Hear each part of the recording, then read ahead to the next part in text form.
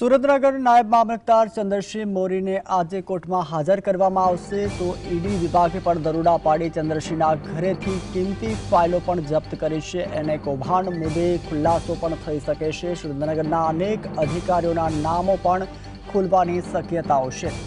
IS Rajendra પટેલની બદલી કરાઈ છે। સુરેન્દ્રનગર अनेक अधिकारीओं नाम खुलवानी पण शक्यताओं सेवाई रही है। सुरेंद्रनगर कलेक्टर द्वारा जे 1500 करोड़નું કૌભાંડ કરવામાં આવ્યું હતું એને લઈને જે કૌભાંડ આચરવામાં આવ્યો હતો તેમાં હવે વધુ એક વળાંક પણ જોવા મળી રહ્યો છે। ઈડી વિભાગે પણ દરોડા પાડી ચંદ્રસિંહના ઘરેથી કિંમતી ફાઇલો પણ જપ્ત કરી છે।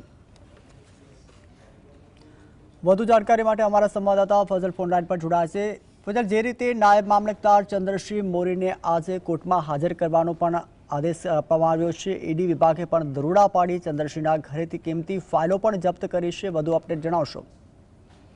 ખાસ કરીને જે ઈડી વિભાગ દ્વારા દરોડા પાડવામાં આવ્યા હતા અને જે ચંદ્રસિંહ મોરી છે તેના ઘરે પણ સર્ચ ઓપરેશન હાથ ધરી અને 67.50 લાખ રૂપિયા કબજે કરવામાં આવ્યા હતા અને અંતે કિંમતી ફાઇલો પણ જપ્ત કરવામાં આવી હતી અને તેને અમદાવાદ કોર્ટમાં હાજર કરી અને તેના રિમાન્ડ માંગવામાં આવતા કોર્ટ દ્વારા 1 જાન્યુઆરી સુધીના તેના રિમાન્ડ આપવામાં આવ્યા હતા। આજે તેને કોર્ટમાં હાજર કરવામાં આવશે। ઈડીની ટીમ દ્વારા તેને હાજર કર્યા બાદ અનેક પ્રકારના ધરાકાઓ થવાની શક્યતાઓ છે તે હાલમાં વ્યક્ત કરવામાં આવી રહી છે। એને કૌભાંડ મુદ્દે ઈડી દ્વારા જે સુરેન્દ્રનગરના જિલ્લા કલેક્ટર રાજેન્દ્ર પટેલ છે તેના ઘરે પણ દરોડા પાડી અને 100 જેટલી ફાઇલો જપ્ત કરવામાં આવી હતી।